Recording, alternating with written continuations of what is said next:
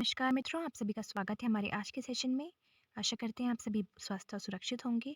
आज हम बात करेंगे globally important agricultural heritage system in India के बारे में। तो चलिए आइए शुरुआत करते हैं।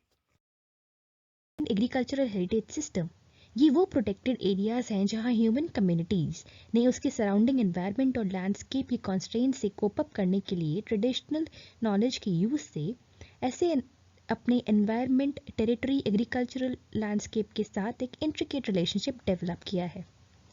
ये जो globally important agricultural heritage system का कॉन्सेप्ट है, इसको लाया गया था फूड एंड एग्रीकल्चरल ऑर्गेनाइजेशन के द्वारा। तो FAO ने इस कॉन्सेप्ट को स्टार्ट किया ताकि ऐसे एग्रीकल्चरल हेरिटेज सिस्टम्स को प्रोटेक्ट और सपोर्ट किया जा सके। ये सिस्टम्स काफ़ी बायोडाइवर्स होते हैं और इनका इकोसिस्टम काफ़ी रेजिलिएंट होता है और ये काफ़ी वैल्यूएबल कल्चरल हेरिटेज होल्ड करते हैं। ऐसे ही कुछ सिस्टम्स आइडेंटिफाई किए गए हैं इंडिया में।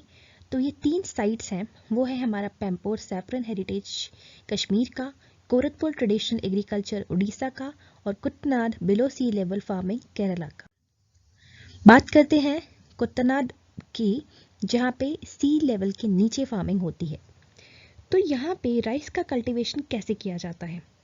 राइस को सी लेवल के नीचे ग्रो करने के लिए ब्रैकिश वाटर में जो डेल्टा स्वाम्स होते हैं उनको ड्रेन किया जाता है और वहाँ पे राइस का कल्टीवेशन किया जाता है। राइस कल्टीवेशन के साथ साथ दूसरा इम्पॉर्टेंट एक्टिविटी जो होती है वहाँ, वो है फिशरीज की। फिशरीज, उसके साथ साथ life stock, home garden, shells और राइस के कल्टीवेशन के बाद डक फार्मिंग काफ़ी इंपॉर्टेंट हो जाता है। कुतनाड जो है अराउंड 25% कंट्रीब्यूट करता है केरला स्टेट के टोटल राइस के प्रोडक्शन में, और इन्होंने काफ़ी एफिशिएंट मेथड्स यूज़ किए हैं ताकि वो सॉइल और पेस्ट रिलेटेड इश्यूज को डील कर सके। यहाँ पे राइस के साथ साथ कोकोनट, ट्यूबर क्रॉप्स, इन सब को भी ग्रो किया जाता है। और फिशरीज तो करते ही हैं, तो फिशरीज में जो कैरेमन फिश है वो 2000 टन्स का प्रोडक्शन होता है वहाँ पे। तो ये काफ़ी इंपॉर्टेंट वेटलैंड है। नेक्स्ट हम बात करते हैं पैम्पोर सैफरन हेरिटेज की, जो कश्मीर का है।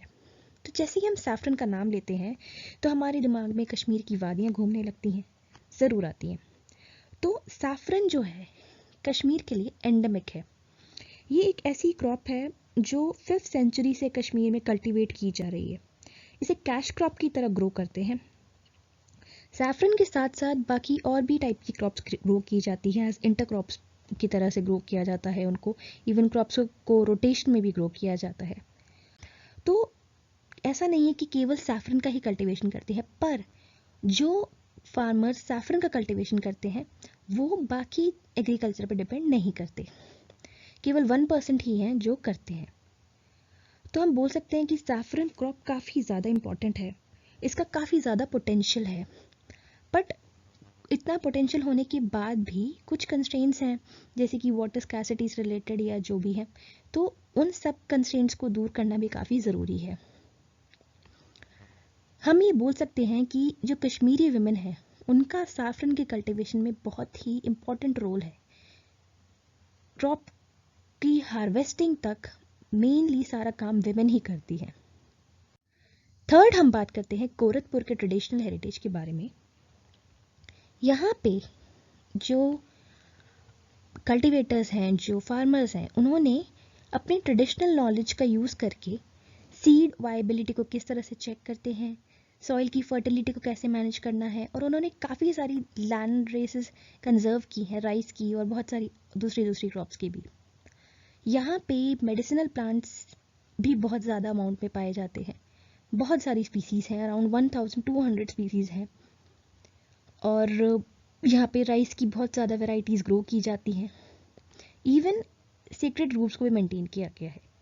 तो हम बोल सकते हैं कि ये जो हमारे ट्रेडिशनल जो नॉलेज को यूज़ करके लोग ऐसी कंडीशंस में जहाँ पे कल्टीवेशन करना इतना मुश्किल होता है, फिर भी वहाँ कल्टीवेट कर रहे हैं और काफ़ी प्रॉस्पर कर रहे हैं। तो इसी वजह से ये काफ़ी ज़रूरी हो जाता है कि इस टाइप के जो एग्रीकल्चर सिस्टम्स हैं इनको प्रोटेक्ट किया जाए, इनको कंजर्व किया जाए। तो हमारा जो ये टैग, ये जो स्टेटस मिलता है, उससे क्या होगा? उससे ये होगा कि इस टाइप के एग्रीकल्चरल सिस्टम्स को एक रिकग्निशन मिलेगा, और इस रिकग्निशन के साथ होगा कि जो ट्रेडिशनल नॉलेज है उसको वो पेटेंट करा सकते हैं। अब वो ट्रेडिशनल नॉलेज पेटेंट होगी, डॉक्यूमेंट होगी, पेटेंट होगी, तो जो वहाँ की प्रॉब्लम्स हैं वो खड़ी हो सकती हैं, तो उनको डील करा भी जा सकता है। तो इसी के लिए ये काफ़ी इंपॉर्टेंट हो जाता है। आपको हमारा सेशन अगर अच्छा लगा हो तो आप हमारे को लाइक कर सकते हैं, सब्सक्राइब भी कर सकते हैं। धन्यवाद।